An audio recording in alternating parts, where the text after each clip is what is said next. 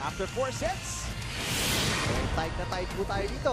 2 sets all sa pagitan ng Power Smashers at ng Lady Fighting Maroons. Tandaan po natin, yung last game ng parehong koponan ay 5-setters. So, syempre, Alam mo, ganoon na rin sa lahat. sinimulan mo sa ganyan. Paulit-ulit mo sinasabi, ayan, binigay sa atin. Paalala ko lang sa mga Ayan. manonood na Ibinigay! yung last game nila, ganoon, pati yung last game talaga nila. Ganun na rin. Ito po ang huling game na, kasi 1-5 na sila. So last game na nila to pareho. Hiningi mo, binigay sa atin. Oh. Pero UP mo, Mozy, medyo kontrolado nila yung fourth set. Ano? Ay. Lamang sila na malaki talaga. Oh, from the start, kung sila, tingin ko control nila yung game. As you can see here, 12 attack points for the Lady Maroons, 8 lamang ang Power Smashers. At pagdating sa block na may pagkang ng isang Power Smashers. At yung service aces parehong meron. Pero yung errors, no, mas na-limit ng Lady Maroons. Pero hindi siya enough kasi tatlo lang naman ang more ang Power Smashers, which came dun sa dulo ng fourth set. Pero again, ang maganda lang dito, actually, UP pala, no, na-limit nila yung errors nila. Ang maganda lang dito, yung mga kaponan ni Coach Jerry, kahit na yung ganun, no, minsan nakikita natin, hindi niya na sinasabihan, hindi niya na kayo ng coach. Sila mismo gumagawa lang sila ng paraan nila. Oo. So they were able to win that fourth set. Yun na nga, a little of everything once again. More attacks, less errors, more team game, at yung commitment sa blocking. That's true for UP. Oh. Well, UP won the first set and the fourth set.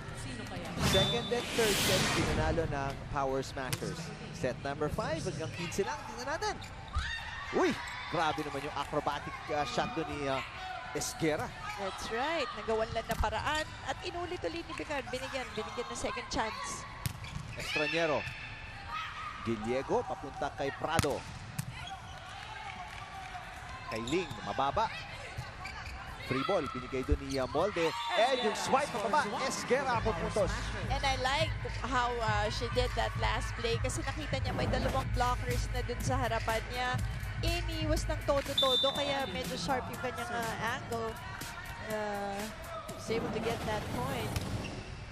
Ito na yung kasi dalawang classic player yan. May player na mamumorsyento, may player na will risk it. Fifth set eh. Diba? So, unahan eh. Sino ka? Anong classic player ka? Well, so far, parehong komponan. Nakapuntos na dito Mozy Tikisa. 1-all, set number 5.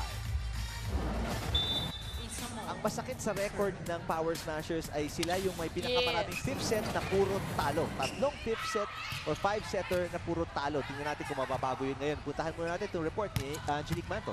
Eric and Mozy, itong si Anna Esguerra ng Power Smashers na nagkwento sa akin na every after game meron daw talaga silang team dinner na minsan na-extend pa to bonding nila as a team afterwards. Pero hindi mo isipin na first timer at first conference pa lang pala ito ni Ann dahil very close talaga silang Power Smashers. Yun daw ang pinakamagandang part ng first time niya dahil sa pakikisama sobrang saya nila as a team. At itong saya na rin siguro ang magiging susi para sa kanila not only to end Ann's first on a positive note but also to fulfill their team captain's birthday wish. Eric and Mozy? Alright, salamat Angelique. Team dinner to team gimmick. Oo, mas Diretso. masarap yung dinner ngayon dahil meron may birthday, May diba? actually, sa mga bagong Yung kapitana nila. Kapitana, Jovi Prado. Tomorrow birthday, July 30. Pero yung pakain kahit ngayon na. Kung manalo, sigurado ngayon yun. Pag natalo, usap na tayo, text na lang bukas. Hindi na magkatalo. Bukas pa birthday ko. Estranero. Gallego inangat. Bicar, punta kay Prado. Kay Ling. Carlos. Bicar. Kabilahin natin kay Prado. Through the block. Pero buhay pa. Great effort para sa UP. Bicar. Bacres. Kinaliwa. Binuhay pa ni Molde. Pero hindi na na-save ni Carlos. Pero yung huling puntos na yun, makikita mo, ang atake nang gagaling sa Power Smashers. Parang depensa lang ng depensa yung UP. Hindi sila naka-go to a really good play na para makuha nila yung puntos. So eventually, dahil sa patience, nakuha ng Power Smashers. Pero sila naghahabol dito, Mozy. Lamang ang UP ng isa. 3-2. Kay Ling. Icar, perfect position para makuha yung palo ni Ganaban. Carlos, blocked. Ganaban. Acres. Uy, dikit na dikit. Saka yung pasa papunta na sa antena. Yes, correct. Napakahirap ng isave ng ganong klaseng set, ng ganong klaseng second ball. So, Pacres still strike to at least save that one. Pero wala, tumama na sa antena. 2-point lead para sa UP. 4-2. Fifth set. Solid block by Layug on Marzan. Free ball para sa UP. Kailing. Diego. Picar. Saan pupunta? Pacres. Oh, that's right. Mababa. Into the net. So, ito na yung pagod factor. No? May fatigue factor na tayo dito sa fifth set. Pero, pare-pareho lang naman din siguro silang pagod. So, you just have to, kaya nga sabi nila kaya sabi nila talagang ang fifth set more mental than yung physical. Prado. Naitawid ang bola. Kumakawala na sana UP pero buhay pa ang Power Smashers. Di pa paiwan. Dalawa hinahabol nila dito.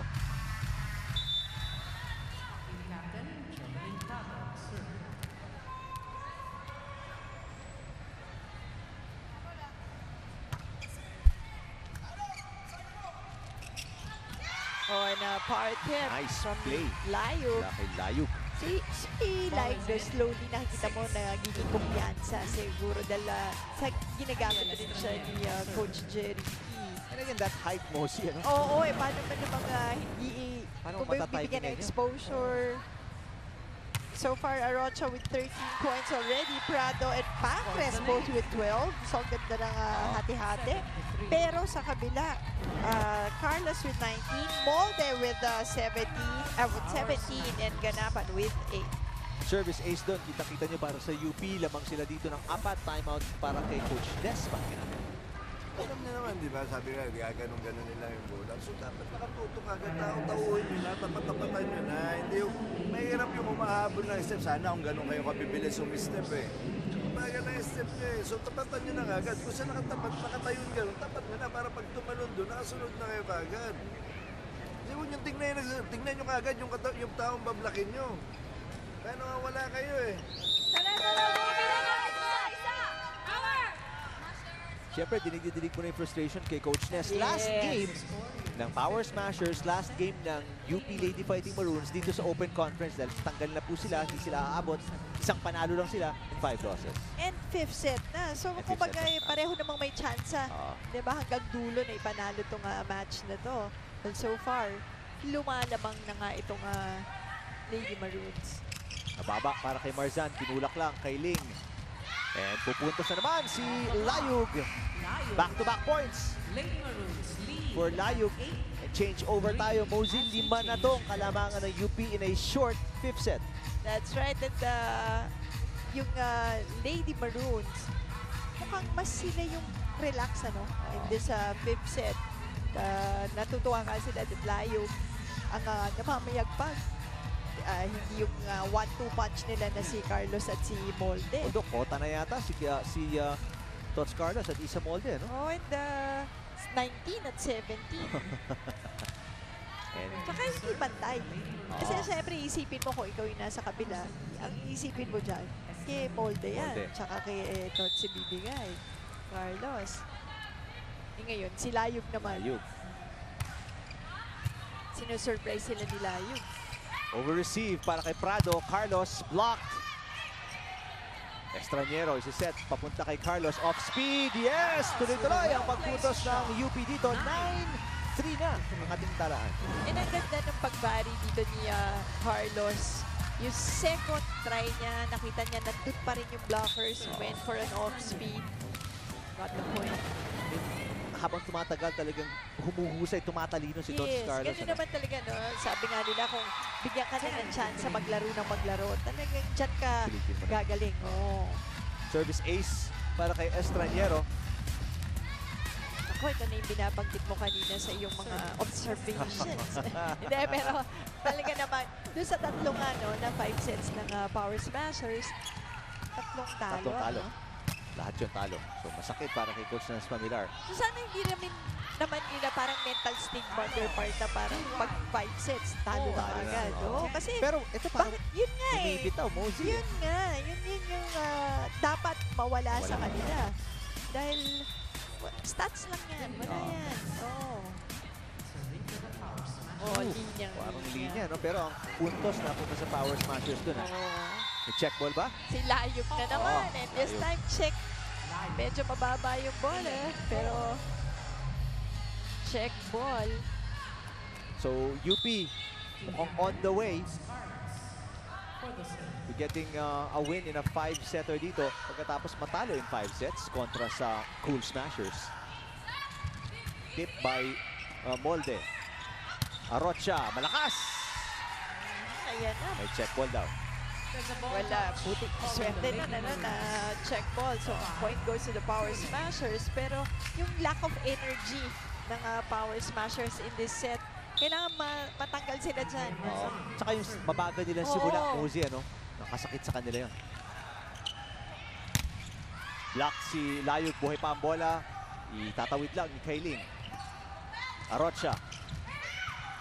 Saved by Altomea, pero Nagkatingin na doon sa second ball. pero si Kailing dapat sa kanya yun. Oo. Umatras na kasi si Carlos and si Molde getting ready to attack kung kanino man dadalhin yung bola. So 2 straight points para sa Power Smashers. Kakaroon sila ng konting buhay dito. Arocha. Kailing, tinawid. On a 1-2 play, napailing doon si Coach Jerry Yee. Pupuntos na naman sila ng Power Smashers at si Coach Jerry Yee talagang napagsabihan doon si Kailing. And it's learning process yan. Kaya si Coach Jerry dapat ayuna. Kasi sometimes, ang ganda din na experience nito na during the game, dun mo nakikita talaga what's happening. Yung kumbaga, real game situation. Substitution, papasok si May Basarte as you see si Molde. Medyo dikit sa net yun, pero nagawa ng paraan ni Molde. Lalabas si Layog. 12-7. Ganda set para kay Esguera. Molde, medyo dikit na naman sa net. One-handed dig para kay Prado. Pacres, back row. Estraniero, punta kay Molde. Oh! Diving si Pacres to save Carlos. Sa gitna, pinaatake si Ganaban. Good rally. Arocha. Basarte nagangat. Haba nitong rally na to, partner. Free ball para sa Power Smashers. Vicar sa gitna. Maganda yung block ni Ganaban. Buhay pa. Molde. Off speed. Binuhay na naman ni Pacres. Vicar tinawid. What a rally. Back row. Carlos. Vicar. Arocha. Block. And there it is, the point finally with UP pagkatapos ng napakahabang rally. Pinaghirapan yung puntos na yon, partner. And finally ending with this block. Ang net block pa nga, no? Yung palo ni Arocha. Sa pagod na rin yun. Sunod-sunod Sigurado. palitan. Good serve from Basarte. Vicar, mag-aangat. Punta kay Arocha sa kabila. At naitawid, bumawi. Si Regina Arocha. Pero walang pahinga para kay Arocha. Magsiserve siya ngayon. Power Smashers down by 5, 8, 13. Fifth set na po ang napapanood nyo. Magandang gabi. Kung bago bukas na yung mga TV sets nyo, 6:30 na. Parehong koponan galing sa 5-set loss. And nilalaro nila yung last game nila in the Open Conference. Magpapaalam na po parehong koponan. Service ace para kay Arocha. Napatalo ng konti doon si Coach Jerry pagkatapos ng service reception error. Well, actually, alam mo yung Power Smashers, nanalo sila dun sa last laro nila yung 5-setter din. Panalo. Oo, panalo sila. So, eto, pero ang Lady Maroons, yun yung medyo masakit na talo talo. sa Cool Smashers. That's right, oo. Ganun pa man. Talagang pinaglabanan itong laro to. That's right. Pinaglabanan ng todo-todo. Ito, humahabol. Lumalaban na naman ang Power Smashers. 10, serving 13, tatlo na lang.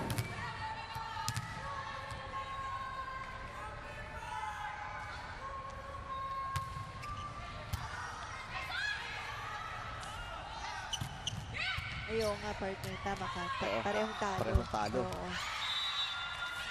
Pero gustong balik na rin ng Power Smashers ang landas nila. Sunod-sunod ng puntos na to. Dalawa na lang ang hinahabol nila.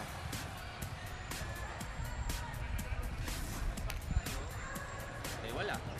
Same lang. Try naman tayo ng bago. Kukuha lang tayo ng first ball, papaluin lang natin, hindi nga pumatay yung drop ball. Diba? Noon pa yan eh.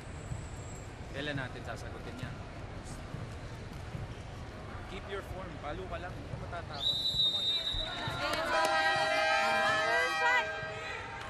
Wala bahala ng bahagya si Coach Jerry Yee dahil sa paghabol nitong Power Smashers. Mosey, akala natin kanina medyo makakahinga ng maluwag ang UP. Pero hindi basta-basta magpapahinga itong Power Smashers. Siyempre, gusto naman nila baguhin yun, ano? yung Siyempre, trend. oo. No, kasi tatlo nga, nasa stats natin, 5 sets, nilaro nila lahat talo dito sa Open Conference. Bad habit yan. Op, Oh, yun ang masakit. yun na. Kasi match point po yun. Error na yun ay tinawag sa Power Smashers. Serving for the match, si Kailing. Prado. Nagreklamo si Coach Jerry, parang hindi daw tumama sa block yon, pero pinalusot ni Jeff Lopez ang ating first referee. Kailing, Molde, panapos. Yes! And there you go. Molde challenging the blockers on the other side and finally getting match point. What a long match para sa dalawang koponan, Mosey, na parehong standing 1-5, parehong galing sa 5-set loss. At kitang-kita mo pinanggigilan nito ng laban na to kasi last game nila sa ating Open Conference. Again, it's really what you take home. Diba? So ito na yung last opportunity nila to have this kind of game, gantong level, at gusto nila makapag-uwi sila ng mga, again, matututunan nila dito sa match na to. Power Smashers winning sets 2 and 3, pero ang Lady Maroons winning sets 1, 4, and 5. At ang UP will say goodbye dito sa ating Open Conference with a win. Ang kanilang final standing is 2 and 5. Samantalang ang Power Smashers malalaglag sa 1 and 6 sa ating standings. And they will say goodbye also sa mga fans nila sa Open Conference. Only winning 1 game. Samantalang ang UP, dalawa. Yun nga, mga takeaway papunta sa UAAP Season 80. That's right. And sabi, yun yung important, no? Kahit doon sa kabila, no? Doon sa NC naman. Pero itong laro to, doon mo makikita na yung level din ng mga games natin dito, yung mga teams natin dito. Pag match up talaga eh. Diba? Kaya siguro ang dami ring 5-setters eh, Eric. Mahirap pumili ng ating best player, Mosey, for sure, no? Dahil maraming Oo. nag-contribute. Si Layug. Yung 1-2 punch, Oo, diba? Yung tapos yung Molde, 1-2 punch, syempre, Carlos. Carlos. Pero yung Layug, diba? Layug, oo. Lalo na towards the end. Ganapan. Oo, Ang laki din ng ganapan. contribution. That's true. So, napakahirap. Pero syempre, kailangan tayong mamili eh. Pili ka ng isa, nakakuha tayo ng isa. Ang best player natin, hatid sa inyo ng Ribisco, making delightful moments possible anytime, anywhere. Kasama siya ngayon ni Angelique Manto. Eric and Mosey, kasama ko nga kayo na ating best player of the game, ang team captain ng Lady Maroons na si Tots Carlos. Tots, dito sa game na to, sa up and down yung sets ninyo, pero sa 5th set na dominate nyo, somehow, ano yung ginawa nyo tama sa set na yun? Yun nga, sabi ni Coach, less errors talaga. Mas malaki yung chances na manalo. And kailangan namin kunin na maayos yung first ball namin. Ngayon naman, as you end this conference on a winning note, ano yung pinaka natutunan ninyo as a team? Yun nga, mindset and lakas ng loob talaga. Yun lang naman yung binibuild up naman namin na ngayon. So, skills, syempre mag-i-improve pa siguro, pero ngayon meron naman na. So, Tots, for your win, meron ka bang mga gustong pasalamatan ngayon? Thank you sa lahat ng sumusuporta sa amin. And hi sa mom ko, hi sa mga family ko, hi Cyrus, Iliad, and Francis. And So again, Tots, congratulations! happy birthday, Dana! Happy birthday, congratulations sa iyo at sa Lady Maroons. Balik sa inyo, Eric and Mosey. Salamat, Angelique. Congratulations, Tots Carlos and UP Lady Fighting Maroons. Carlos, again, Mosey, paangat ng paangat yung performance. Top Yun. scorer siya in their last game. 18 points ngayon. Siya pa rin ang namayagpag. 23. So, ayun na, Grabe. yun na sabi ko sa'yo. Alam ko kaya pa Kaya niyang niya. mag-produce ng mas marami na like today, 23 points siya. At susunod na po. Ito rin, papaalam na itong mga to.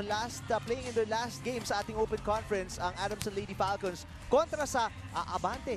Mag-move forward, aangat na Lady Jet Spikers na may standing na 4 wins and 2 losses. So, pasok na yung mga yan, no? Pero importante pa rin sa kanila to, no? Dahil medyo may threat pa dun sa babae, diba? Oo, manalo sila. May threat Baka pa eh. sugurin sila ng water defenders at Hindi Furnas. mo masabi yan eh. Hindi pa nga. Oo. Oo. Pero Lady Falcons final game. So, supportahan po ninyo. Paborito niyo mga koponan dito sa ating Open Conference ng Premier Volleyball League. Natalo po ang Power Smashers kontra sa UP Lady Fighting Maroons sa last game sa ating Open Conference. Maraming salamat sa ating Director, Direk Al Neri, ating Executive Producer Malu Neri, Associate Producer Eva De Los Reyes, Panel Director Mickey Merabueno, for Angelique Manto, my partner Mosey Ravena. Ako po si Eric Tipan. Thank you for watching. First game pa lang po to. Susunod, Lady Jet Spikers at Lady Falcons, ang Open Conference ng Premier Volleyball League. Hatid sa inyo ng ABS-CBN Sports. Eye at the ground, oh,